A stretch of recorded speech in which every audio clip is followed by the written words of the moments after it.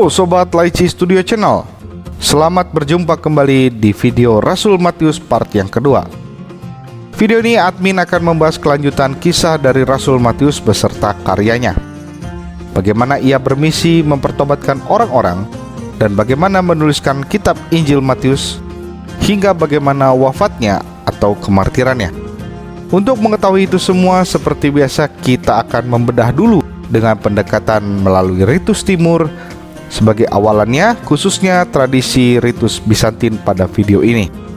Tetapi seperti biasa, bagi kamu yang baru pertama kali mampir ke channel ini, dan kalau kamu suka video-videonya, kamu bisa berlangganan secara gratis dengan klik tombol subscribe dan tekan tombol loncengnya guys, biar setiap Laici update maka notifikasinya akan langsung muncul di handphone kalian. Oke, siapin cemilan, kopi atau tehnya sambil dengerin Laici bercerita ya guys. Oke lah bro and sis, gak usah pakai lama dulu ya. Kita langsung capcus kuy. Karya Rasul Matius setelah peristiwa Pentakosta.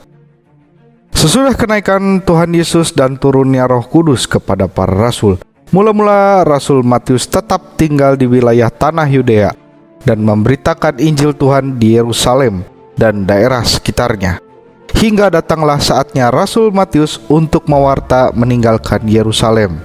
Orang-orang Yahudi Kristen di kota itu memintanya untuk menuliskan bagi mereka hukum-hukum dan pengajaran Yesus Kristus. Rasul-rasul lainnya yang tinggal di daerah Yerusalem pun juga menunjukkan persetujuannya untuk rencana penulisan tersebut, lalu menulis Injil Matius dalam dialek bahasa Ibrani Aramaik, yaitu kira-kira 8 tahun setelah kenaikan Tuhan Yesus ke surga.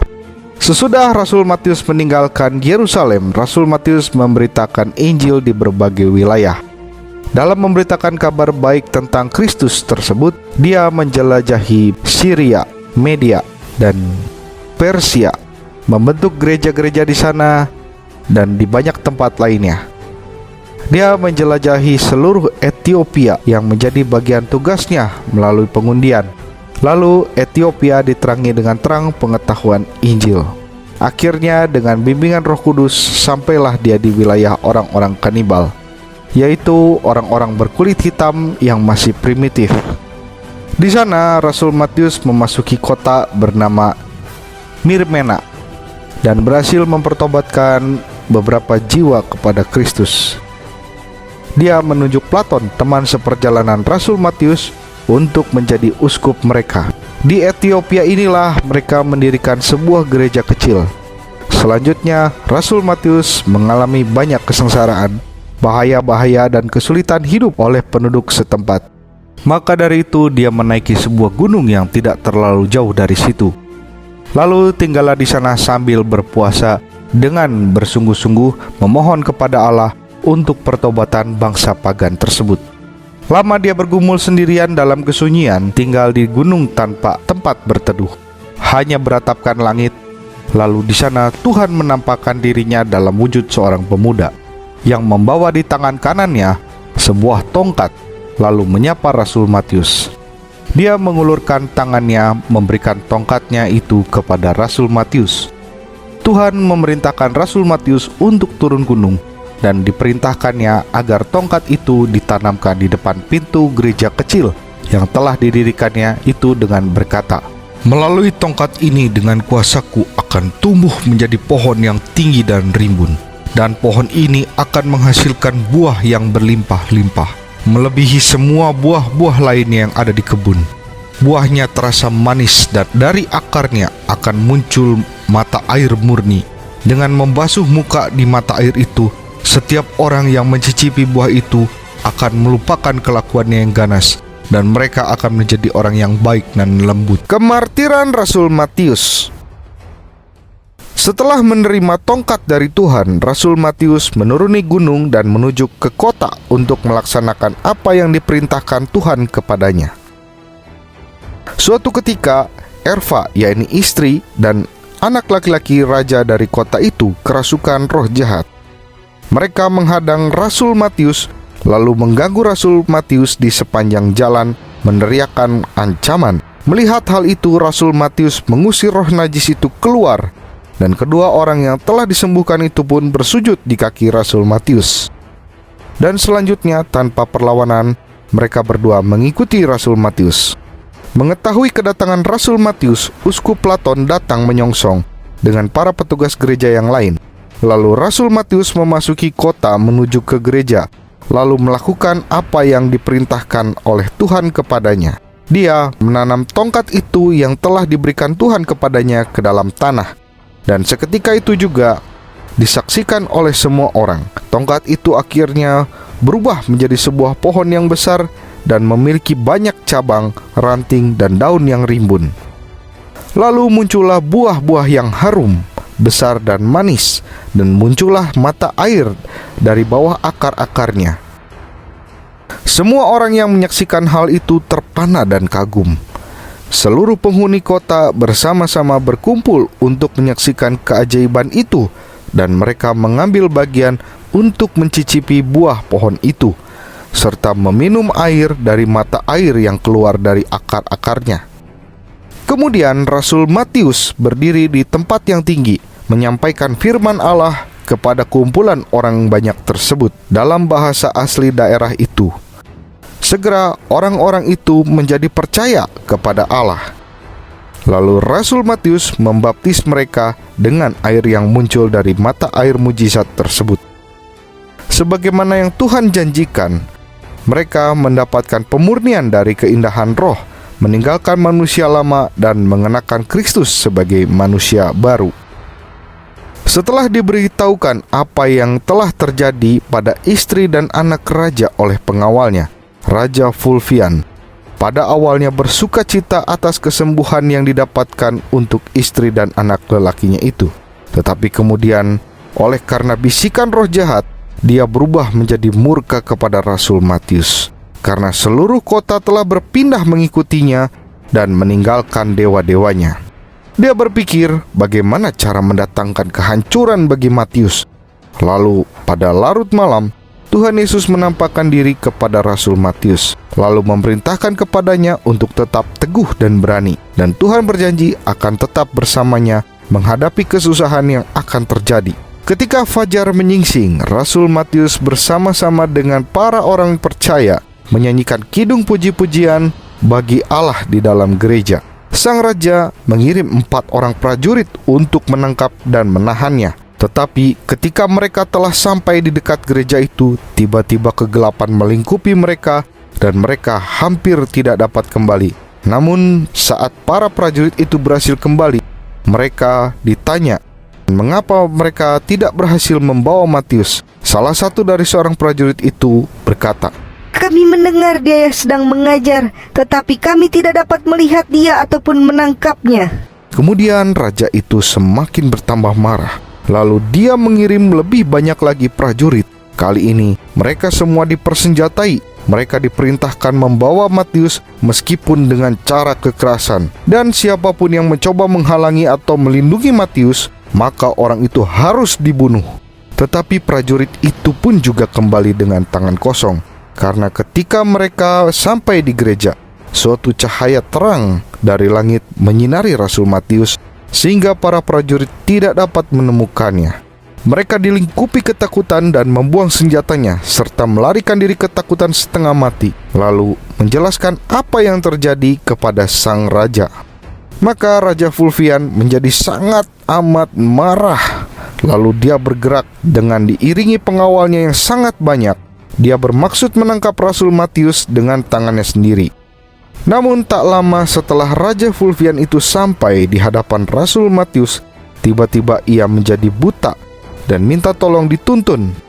Lalu Raja Fulvian itu memohon kepada Rasul Matius agar mau memaafkan tindakannya itu dan mengampuni atas dosa yang telah ia perbuat, serta memohon agar matanya yang buta itu dipulihkan, agar dapat melihat lagi seperti sedia kala. Rasul Matius kemudian membuat tanda salib pada mata Raja Fulvian itu, lalu memulihkan penglihatannya. Seketika mata raja itu menjadi pulih, namun sayangnya tidak pada mata hatinya, karena dia telah dibutakan oleh rasa dengki, sehingga dia tidak menganggap mujizat itu sebagai kuasa dari Allah. Tetapi raja itu menganggapnya hanya perbuatan sihir belaka. Fulvian lalu menggandeng tangan Rasul Matius dengan tangannya sendiri, membawanya ke istana seolah-olah dia memperlakukan Matius dengan hormat. Namun dalam hatinya, Fulvian merencanakan untuk menempatkan Rasul Matius ke tiang pancang sebagai ahli sihir. Tetapi Rasul Matius mengetahui niat terselubung dari raja itu. Lalu Rasul Matius menghardik raja itu dengan berkata, "Tirani pembohong, cepat laksanakan apa yang engkau rancangkan bagiku. Lakukan apa yang setan telah tanamkan di dalam hatimu itu. Namun aku seperti yang engkau saksikan, aku siap menanggung semua demi Tuhanku." Kemudian Raja Fulvian memerintahkan para prajuritnya untuk memegangi Rasul Matius dan meregangkan dia dengan wajah menghadap ke tanah dan memakukan tangan dan kakinya ke tanah. Ketika hal itu sudah dilakukan, maka atas perintah raja yang lalim tersebut meminta para prajuritnya itu menumpukinya dengan banyak sekali ranting pohon dan semak belukar. Lalu mereka menyiramkan ter dan belerang ke tubuh Rasul Matius lalu membakarnya. Namun ketika api menyala semakin besar dan semua orang mengira Rasul Matius itu telah musnah di dalamnya, tetapi tiba-tiba kebakaran terhenti dan api pun menjadi padam, dan Rasul Matius terlihat masih tetap hidup, tidak terluka sedikit pun, lalu memuliakan Allah. Menyaksikan peristiwa itu, semua orang menjadi ketakutan saat melihat keajaiban besar yang terjadi. Lalu mereka memuliakan Allahnya Rasul Matius. Sayangnya, Raja Fulvian semakin bertambah marah. Dia menolak untuk memahami kuasa Allah yang terjadi, yaitu Sang Pemberita Kristus tetap dipelihara hidup dan tidak terluka oleh karena nyala api. Dia lalu membuat dakwaan bengis terhadap orang benar tersebut dengan menyebutnya sebagai tukang sihir. Katanya raja itu dengan suara yang lantang, "Dengan menggunakan sihir, Matius ini telah memadamkan api dan dia tetap hidup di tengah-tengah api itu." Kemudian Fulvian memberikan perintah agar lebih banyak lagi kayu disediakan dan menyiraminya dengan minyak. Selanjutnya Fulvian pun menambahkan perintahnya agar 12 patung berhala emas didatangkan, lalu disusun melingkar mengelilingi api unggun, dengan tujuan agar berhala-berhala itu mampu menghalau jika Matius menunjukkan mujizatnya hingga Matius tidak bisa terbebas dari kobaran api, dan Rasul Matius mati menjadi debu. Namun di situ Rasul Matius berseru kepada Allah dari tengah-tengah nyala api itu, agar Allah menunjukkan kuasanya yang tidak terkalahkan itu dan menyatakan ketidakmampuan dewa-dewa berhala pagan. Tiba-tiba api itu menyambar ke arah patung-patung tadi diiringi bunyi yang sangat keras seperti petir. Dan patung-patung emas itu pun meleleh seperti lilin yang terkena panas. Banyak para pengikut kaum pagan di situ juga ikut terbakar. Dari patung berhala yang terbakar itu keluarlah api yang berbentuk seperti seekor ular yang menjulurkan badannya ke arah Fulvian. Ular itu mengancamnya sedemikian rupa sehingga Fulvian tidak bisa melarikan diri dari bahaya, sampai dengan rendah hati memohon meminta Rasul Matius untuk membebaskannya dari kebinasaan. Dan seketika api itu pun padam dan sosok ular berapi itu pun lenyap. Fulvian ingin mengeluarkan Rasul Matius dari tengah-tengah api itu dengan penuh hormat. Rasul Matius berdoa, "Tuhan, ke dalam tangan-Mu kuserahkan rohku." Dan dari situ Rasul Matius pun wafat menuju kebahagiaan abadi. Penguasa, yakni Raja Fulvian, satu sisi sangat menyesali perbuatannya, tetapi dia masih memiliki keraguan di dalam hatinya. Oleh karena itu, atas perintahnya, Raja Fulvian menyuruh para prajuritnya itu memasukkan tubuh Rasul Matius ke dalam peti besi dan membuangnya ke laut. Dalam melakukan ini, Fulvian mengatakan bahwa jika Tuhan Matius akan melestarikan tubuh Rasul dari dalam air seperti mengawetkannya di dalam api, maka ini akan menjadi alasan yang cukup untuk menyembah Tuhan Matius sebagai satu-satunya Tuhan yang benar dan menjadi seorang Kristen.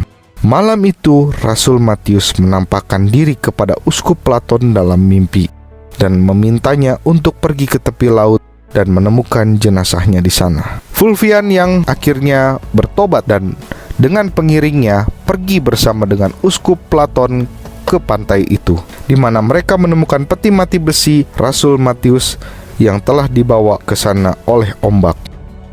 Mereka membawa peti mati dengan peninggalan Rasul ke gereja yang telah dibangun oleh Rasul Matius. Kemudian Fulvian memohon pengampunan dari Rasul Suci Matius. Setelah itu Uskup Platon membaptisnya dan memberinya nama Matius untuk mematuhi perintah Tuhan.